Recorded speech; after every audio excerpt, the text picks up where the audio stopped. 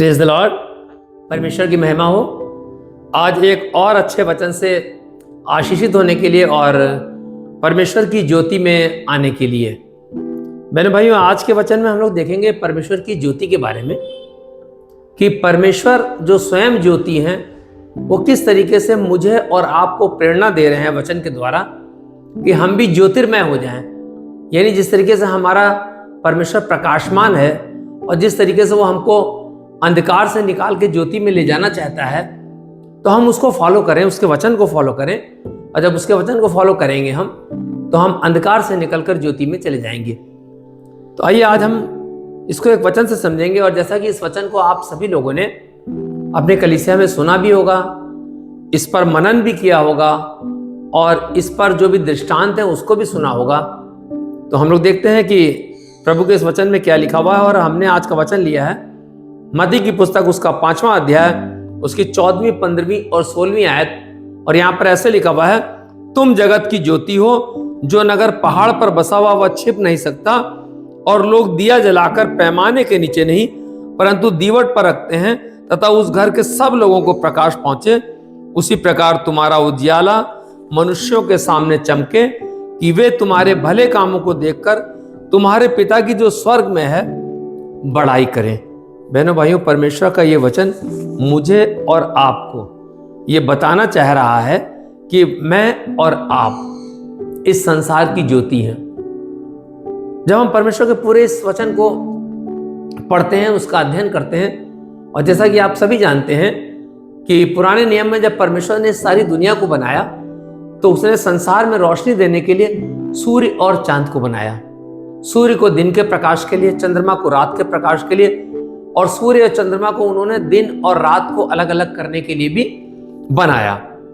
और हम लोग देखते हैं कि कोई चीज जब ऊंचाई पे होती है तो वो दिखाई देती है, और ऊंचाई से अगर कोई चीज आती है तो वो पृथ्वी पर पूरी तरीके से छा जाती है।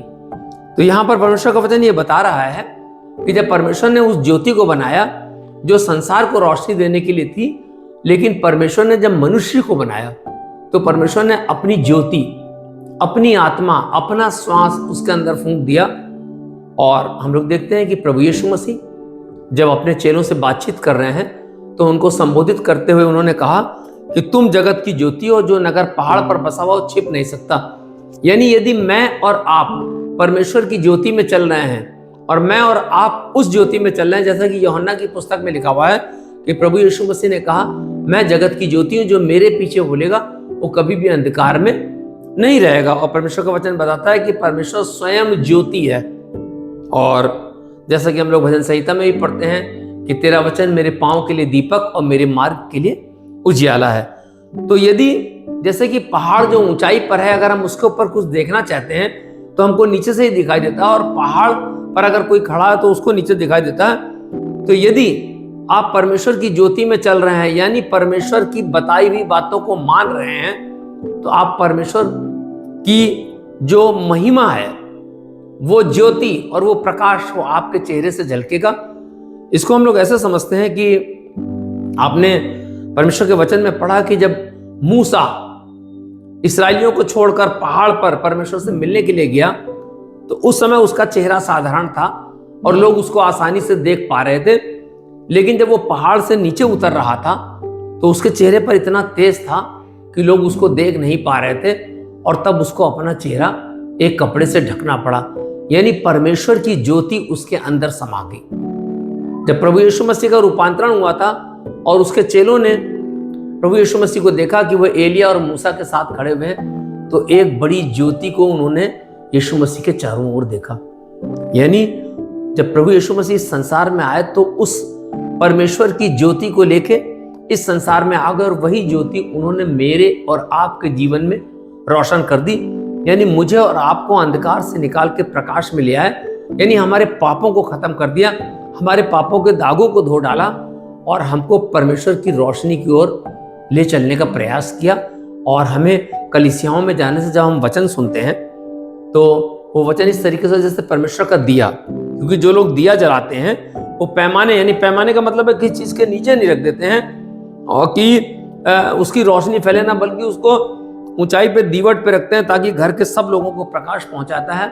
इसका अर्थ यह है कि जब मैं और आप परमेश्वर की ज्योति में रम जाते हैं, या मेरे और आपके ऊपर परमेश्वर की ज्योति आ जाती है, या मेरे और आपके अच्छे कार्यों के कारण हमारे चेहरे पर परमेश्वर का तेज झलकता है, तब लोग कहते हैं देखो ये मसीह का जन है, ये यीशु मसीह के लोग हैं।